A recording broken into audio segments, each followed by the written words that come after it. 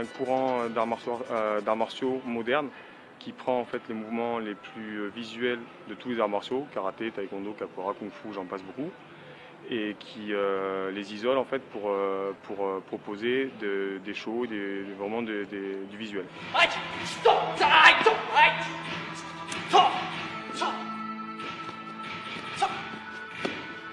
Dans les arts martiaux traditionnels, la recherche, c'est une recherche de la performance et de l'efficacité d'une technique. Nous, notre approche, elle est totalement différente. C'est une approche vraiment sur le visuel. Donc de là, on ne passe pas du tout par les mêmes éducatifs que les arts martiaux traditionnels. Alors moi, j'ai été longtemps professeur de taekwondo. Et puis j'ai switché sur les arts martiaux acrobatiques puisque j'avais un petit souci avec les arts martiaux traditionnels. C'est que c'était, en fait, on prenait une partition écrite. On nous disait, voilà, c'est comme ça, pas autrement. Et tu dois apprendre ça. Et en fait, les arts martiaux acrobatiques, il y a un côté créatif énorme qui fait que en fait, du jour au lendemain, tu peux ne pas faire du tout la même chose.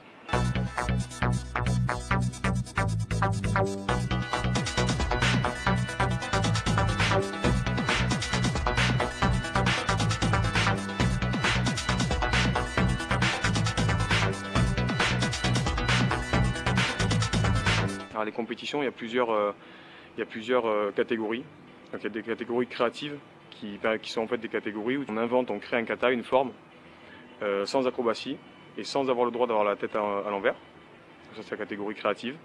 Tu as des catégories musicales, donc là tout est libre et puis il faut que tu sois en cohérence avec une musique. Tu as une catégorie extrême, donc là tu es noté à la difficulté des techniques qui sont dans ton kata.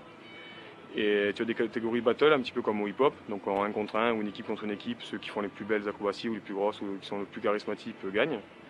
Sur certaines compétitions, tu as des catégories traditionnelles, donc de kata ou de pumse ou de tao tirés des arts martiaux traditionnels.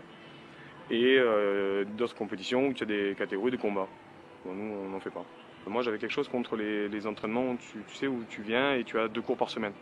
Moi, j'ai des gens qui sont sur des compétitions mondiales et qui ont besoin de s'entraîner tous les jours. Donc de là, en fait, lorsque tu adhères à l'association Flying Dragon, tu as la possibilité, la capacité de venir t'entraîner tous les jours. Il y a des cours le lundi, mardi, mercredi, jeudi. Donc il n'y a pas de cours le vendredi, donc le samedi, il y en a 2. Tu peux venir absolument quand tu veux. Il y a 3 endroits sur Montpellier, donc on est ici à la Maison pour tous Mercury. On est à la Maison pour tous Colucci dans le quartier Bagatelle. Et on est au Palais des Sports de Castelnau qui est dans l'agglomération. En fait, nous, ce qu'on a gardé des arts martiaux traditionnels, c'est le salut de la salle et des professeurs, au début et à la fin des séances, et l'obligation d'avoir au moins, dans le cours, au moins un bas de kimono, ou de dobok, ou de tenue de kung-fu, peu importe, mais un bas de tenue martiale.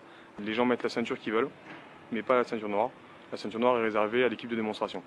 Il y a une grosse partie d'échauffement, mais qui est un petit peu axé sur la protection des articulations, donc avec beaucoup de gainage, de pliométrie, de proprioception, qui sont des notions propres à vraiment la musculation et à la protection des articulations.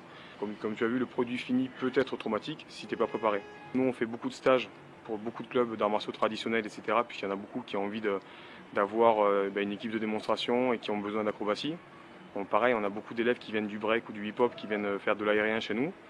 Et puis nous, dans l'inverse, les mouvements, on les emprunte, comme je te disais, dans les arts martiaux, on les emprunte à la gym, on les emprunte au hip-hop, et puis on les crée aussi, et puis derrière on développe les éducatifs pour pouvoir les proposer au grand public.